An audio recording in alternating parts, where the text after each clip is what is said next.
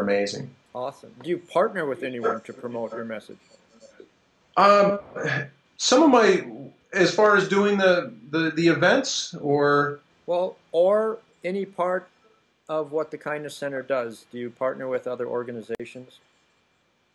Well, I don't really have a specific one. I mean, I have amazing friends and family that have helped me along the way, and they take part in a lot of the things that I do. But there have been other groups. I get a lot of contacts from churches, from schools, but I'm not affiliated with one particular organization or anything like that. But it's amazing. I get emails from around the world. I had a woman from Switzerland saying, "I'd like to open a kindness center in Switzerland. What do I need to do?" So it's been pretty cool, and you never know. We'd love to maybe take this across the globe and find new ways to spread the message. Great. So it just depends on perhaps a specific event where you might join forces with a church or organization just to, include as many people as you can. Absolutely, yeah, and that's the thing. We work with everyone. The Kindness Center is not. We're not affiliated with any belief system or religion. We really embrace everyone. Whether you have some kind of faith or if you don't believe anything.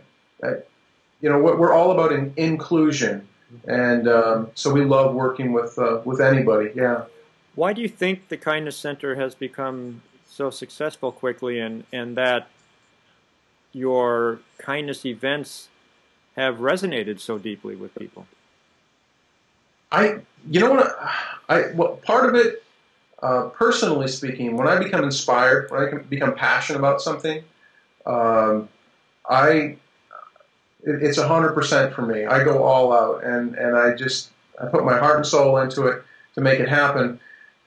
So I've worked very hard at bringing this message to the world, but I think more importantly, I think it's because the world wants this message. Everybody's so hungry for this.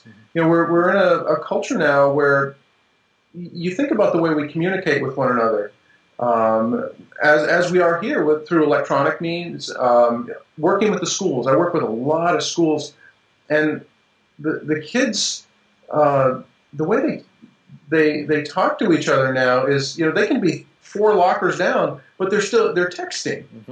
They're texting, or their head is always down when they're walking through the hallway or on the sidewalk or anywhere. No one's making eye contact. No one's saying hello. No one's shaking hands, and just all those little things that just make us more polite, more kind.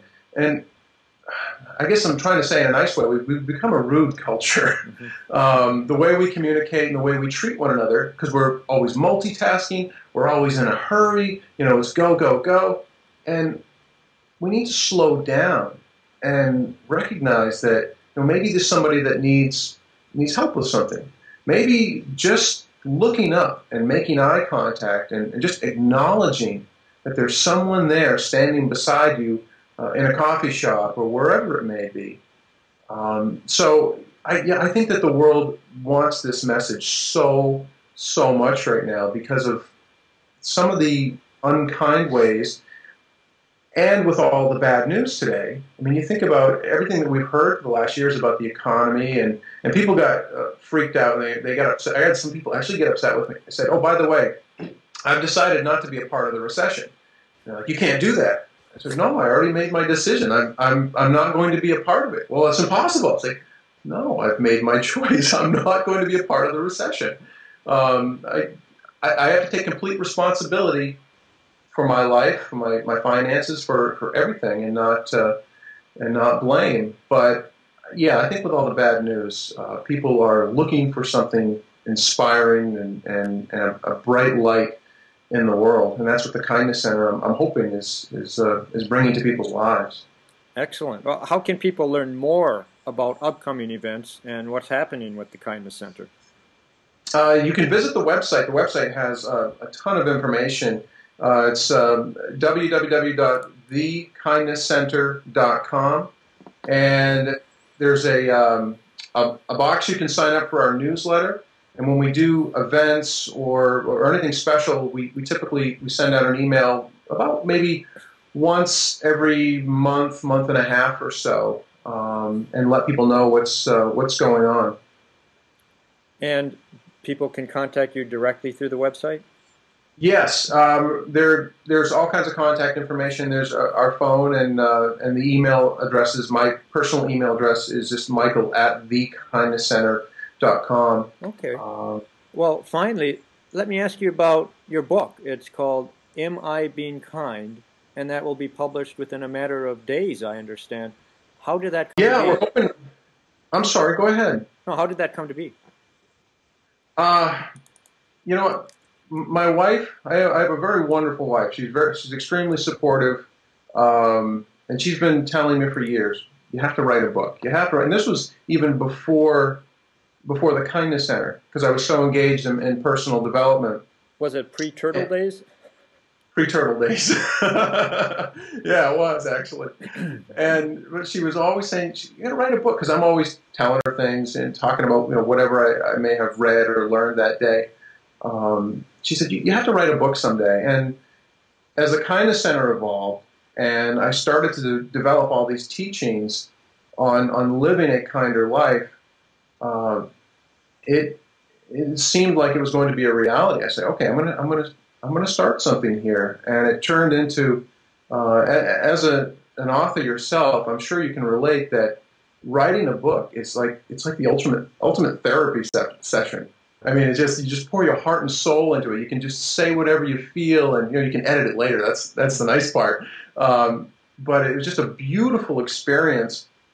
And the book, it's titled "Am I Being Kind?" Which is based on these blue wristbands that we have, and that's all it says is "Am I being kind?" It's a constant reminder, just before you maybe eat something really bad for you, before you maybe honk your horn in traffic or speak to someone in an unkind way. Just take a deep breath. Just ask yourself, "Am I being kind?" So this book takes you through a series of different questions and areas, specific areas of your life. It's not just about kindness, because I've realized that in order to fully to live a heart-centered life, to live a really kind life, there are some things that you need to get through. Things like forgiveness. That's one of the things that I see people struggle with so much.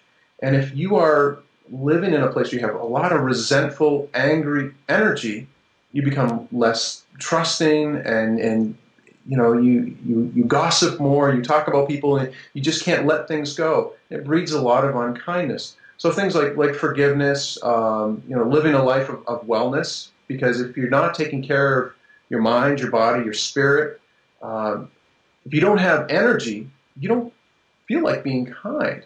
So taking good care of yourself, following your dreams. I find that people that pursue their dreams in life are the happiest, most kind people in the world.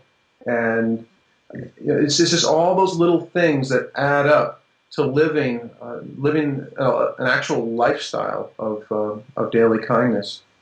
Well, that's wonderful, and good luck with the book and the Kindness Center, and it was kind of you to join me today. And this was great talking to you. I really enjoyed it, and I know that a lot of people will be inspired by your words. Thank you, Phil, very, very much. I'm very grateful. Appreciate it. Well, thank you very much, Michael. Have a wonderful day. Be kind. You too. Thank you. Bye-bye.